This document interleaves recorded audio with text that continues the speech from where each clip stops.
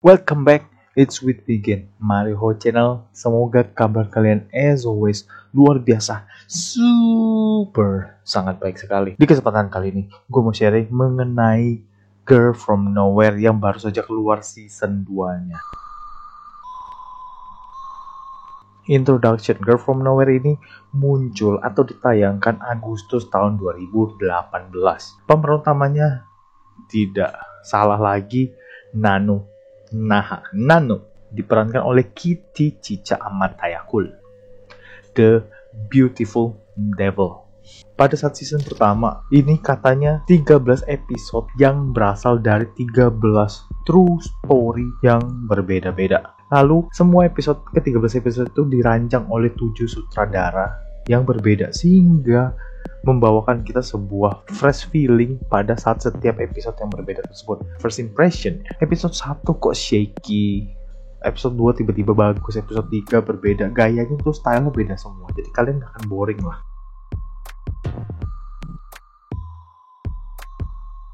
Nah oke, dari personality gue sendiri, setiap episode itu punya feel yang berbeda, new feeling. Tiap episode itu disutradarai oleh sutradara yang berbeda seperti yang gue bilang tadi ya. Terus yang kedua adalah dia based on true story, not entirely, tapi kejadian nyata. Maksudnya adalah Nano itu sebenarnya nggak ada. Yang benar-benar based on true story adalah kejadian atau tragedinya atau peristiwanya. Itu doang, cukup itu doang. Gue cukup dapat at least cuma 2 deh, kalau nggak salah yang true story yang ada beritanya sampai mengundang perhatian dari dunia internasional. Based on true story, tapi nggak entirely true story. Itu yang penting. Yang ketiga, kenapa ini bagus? Karena pelajaran yang akan diberikan Nano, sang karakter utama ini, menurut gue sangat bagus. Karena ini merupakan jawaban dan pelajaran apabila devil, you know right, devil, setan, ada di dunia ini untuk menghukum manusia. Tapi balik lagi, sebenarnya setan itu tugasnya apa? Kalau setan yang gue tahu, tugasnya neraka dia menghukum orang jahat, dan dia bisa nilai dosa-dosa lu apa aja. Nah itulah tugasnya Nano. Tapi Nano ini bagusnya adalah dia memancing. Di setiap saat itu dia selalu memancing orang untuk menggoda. Namanya setan, dia menggoda, membangkitkan hawa nafsu. Kalau seperti series Lucifer, kalian nonton, Lucifer selalu akan nanya, what's your deepest, darkest desire? What is it you desire? What is it you want, Josh? To be first. Ini bisa membuat kita jerak, walaupun itu secara fiksi Nano nggak ada, dan cara menghukumnya itu nggak mungkin terjadi ya. Tapi tetap ceritanya bisa membawakan kita untuk khawatir dan jerak dan takut. Jika gue melakukan hal tersebut dan tiba-tiba gue ternyata ketahuan atau ketangkep, gue udah khawatir gitu, walaupun itu sebenarnya fiksi gitu. Jadi yang ingin berniat melakukan sesuatu itu pasti akan gagal atau berpikir ulang kali. Dan yang paling terakhir, one of the best reason, karakternya keren banget, pembawaannya, pronunciation-nya, acting-nya, terus juga feel-nya dapet. Apalagi Nano yang sampai season 2 ada, sama Yuri yang baru dikenalkan di season 2.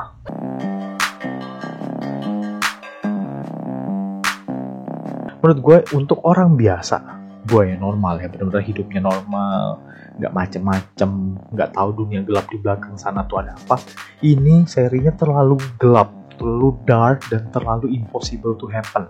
Dan sampai gue mikir, ini impossible to happen, nggak mungkin banget ini terjadi, masa sih ini kayaknya fiksi deh. Tapi kalian harus memikirkan baik-baik bahwa seluruh episode di season 1 Girl From Nowhere itu semua terjadi, dan itu kejadian nyata, dan dituangkan menjadi series, dan bagaimana sang Nano memberikan pelajaran kepada penjahat tersebut. Terus juga yang kedua, kenapa ini jelek adalah ini bisa menyampaikan pesan yang ambigu. Nggak ada call to action at the end of every episode. Setiap episode terakhir, di setiap akhir episode kalian akan dibicarakan jangan lakukan ini, jangan lakukan itu, hindari ini, hindari itu nggak ada. Jadi benar-benar cuma penyampaian pesan dan kalimat, dan itu ambigu. Apa yang harus kalian lakukan, call to action, nggak ada call to action sama sekali. Jadi pelajaran yang ingin disampaikan apa itu nggak dijelaskan secara detail dan terstruktur sehingga kita nangkep. Yang ketiga adalah ini menguak kebusukan manusia dan kemungkinan orang jahat yang terjadi di luar sana itu melakukan apa. Buat orang baik yang benar-benar orang yang fresh, ini bisa menjadi pelajaran atau bisa menjadi hal-hal untuk dihindari. Tapi jika ditonton orang jahat atau ditonton orang yang sedang stres, sedang depresi, sedang ingin melakukan sesuatu kejahatan, ini bisa memberikan ide loh. Hati-hati.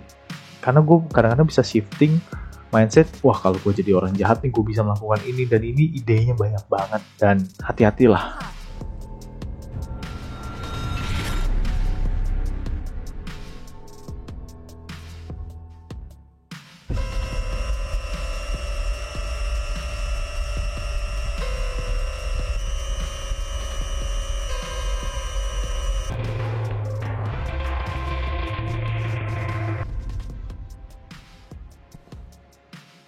Siapa sebenarnya Nano dan siapa sebenarnya Yuri? Ini gue tahu banget. Nano memang berdasarkan interview dari Kitty Chicama Tayakul dan juga sutradaranya ya, atau penulisnya. Ini adalah evil atau anaknya iblis, anaknya setan. Jadi kalau misalnya dibilang di dunia ini, kan iblis kan pasti di neraka ya. Jika di dunia ini ada Nano, berarti satu-satunya di dunia adalah dia iblis itu sendiri, the devil herself. Dan kalau nama devil, karena nama iblis atau setan, itu bisa dibilang divine being. Karena menurut gua iblis atau setan itu adalah malaikat yang diusir dari surga, tapi tetap mereka adalah divine being, makhluk suci. Walaupun nggak suci, unholy ya, kebalikan dari suci, tapi mereka tetap makhluk suci yang luar biasa, punya kemampuan super, immortal, dan punya kekuatan. Itulah Nano. Kalian akan nonton sendiri kekuatan apa. Tapi ini bukan terlalu fantasi, ini untuk mengajarkan orang-orang yang ada di bumi ini. Bukan untuk berperang ya, seperti fantasi yang lain yang berperang lawan malaikat lah, enggak. Terus juga Yuri. Pada saat season 2 kalian akan bertemu dengan Yuri di episode 4 ya. Masalah judul episode sendiri Yuri. Dia, gue bisa bilang adalah anak, daughter of Nano. Secara tidak langsung, kenapa? Karena kebetulan dia meminum darah dari si Nano pada saat dia cekek di bathtub ya, bersama dengan Nano yang baru dibunuh di situ. Dia kebetulan minum atau ngirup darahnya Nano. Jadilah dia seorang demon. Kalau kita translate demon itu ujung-ujung namanya sama dengan iblis atau sama dengan setan. Sebenarnya bukan kalau di dunia-dunia fantasi sana ya. Devil itu top of the food chain in neraka. Sesuatu yang unholy, yang tidak suci, itu yang paling tinggi. Setan atau iblis atau devil atau Nano. Sedangkan semua yang turunan dari devil atau yang semua diciptakan oleh seorang devil itu jatuhnya demon. Walaupun dibilangnya tetap setan atau iblis, tapi dia baru level 2 atau level 3-nya lah. Mungkin mereka immortal, mungkin Yuri immortal, tapi Yuri nggak punya kekuatan menurut gue. Dia belum punya kekuatan, kecuali diberikan ya. Karena ini kekuatannya masih minjem, bahkan immortality-nya, keabadiannya masih minjem.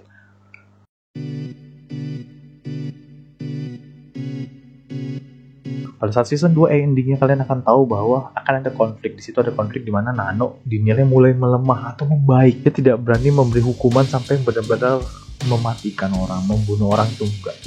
Makanya di situ mulai Yuri merasa Nano udah nggak pantas nih menjadi seorang penghukum atau sebagai seorang judgment atau sebagai seorang juri. Bahkan di episode terakhir, Judgment episode 8 itu kelihatan Nano udah nggak bisa nentuin mana yang baik dan mana yang jahat. Dia nggak bisa memberikan hukuman, dia mulai goyah, dia mulai galau nih tentang posisinya sendiri. Siapa yang baik, siapa yang jahat dia belum tahu, dan dia nggak tahu siapa yang pantas dihukum. Nah sedangkan Yuri ini dari awal muncul sampai sekarang, sampai ending season 2 itu dia orangnya kejam, dia orangnya tega, dia orangnya benar-benar mau semua hukumannya at the end of the day gue bakal bunuh dia, gue bakal terminate. Nah itu bentrok dengan Nano, karena Nano memberikan pelajaran yang supaya orangnya jerak, tapi orangnya nggak mati. Buat apa kita kasih pelajaran terus ujung-ujung kita bunuh? Nah tapi Yuri nggak seperti itu. Nah di ending season 2 kelihatan Yuri menggantikan Nano. Nano kan dianggapnya mati ya, tapi dengan bantuan Junko, dia psikopat, itu benar kacau sih. Lalu season 3-nya kira-kira apa yang terjadi? Menurut gue adalah Nano akan kembali ke neraka atau kembali kemanapun dia berasal. Dia akan ketemu dengan orang tuanya atau sang the devil atau the evil himself ya, sang setan itu sendiri, bapaknya. Lalu dia akan mulai evaluasi posisinya dia dan value-nya dia yang ada di bumi ini. Kenapa? Dia mulai evaluasi diri, dia mulai memperkuat cara dia menjadi juri, cara dia menilai orang itu seperti apa, dan kedepannya ingin menghukum orang tuh bagaimana. Itu sekarang lagi diperkuat lah. Ini namanya galau, itu dia harus evaluasi diri sendiri kan. Nano di season 2 kelihatan mulai galau setiap season. Dari awal sampai akhir tuh kelihatan judgement-nya dia mulai jelek nih. Makanya gue bisa bilang bahwa story-nya banyak orang bilang season 2 tuh mulai jelek, mulai gak jelas. Ya karena memang Nanonya udah mulai galau. Atau bisa dibilang Nanonya mulai baik, dia gak mau menjadi setan itu sendiri. Ini mungkin season 3 kita akan melihat bahwa Yuri bikin kekacauan. Dia menghukum orang, tapi ujung-ujungnya ternyata dia menghukum orang karena dia suka, karena dia cinta dengan kekerasan, cinta dengan pembunuhan, cinta dengan ya psikopat lah ujung-ujungnya lah. Dia akhirnya ujungnya menghukum orang dan bahkan malah bikin kacau. Bukan memberikan hukuman pelajaran, tapi benar-benar ya sekedar bully orang aja gitu dengan kekuatan dia, immortality dia ya. Nah, di sini gue menilai akan ada shifting genre. Genrenya akan berubah dari genre yang crime menjadi benar-benar hampir fully fantasy, di mana Nano akan kembali lagi. Ya, menurut gue bisa jadi pada saat dia kembali, dia reinvent herself ya, dia berubah positioning dia, pola pikir dia menjadi seorang malaikat. Ini bisa terjadi loh, karena apa yang ada setan atau yang ada evil atau ada iblis di sana pasti akan ada kebaikan juga, yaitu ada malaikat, bahkan ada representasi dari Tuhan sekalipun. Itu mungkin bisa muncul di season 3 dan itu menarik sekali, sama seperti Lucifer season 5 itu akan mirip-mirip lah menurut gue ya, akan terjadi seperti itu. Kita mungkin bisa melihat orang tuanya Nano nanti, dan kita bisa melihat bahwa Nano akan kembali ke jalan yang benar. Dia menghukum orang, dia memberikan pelajaran kepada orang, tapi dengan cara yang baik, karena gue yakin dia bisa menjadi malaikat, dan bisa jadi itu kesempatan yang sangat bagus sekali untuk dia berubah image. Tapi sebelum gue tutup, fun fact, ternyata Nano atau Kitty Chicha Matayakul itu adalah seorang girl band dari Kiss Me 5. Thank you for watching, see you on next episode. Jangan lupa jika kalian setuju atau jika kalian punya tanggapan lain, komen langsung. Tapi sebelum komen, like dan subscribe dulu. Okay, thank you for watching, see you on the next video. Love you guys so very goddamn much. Bye bye.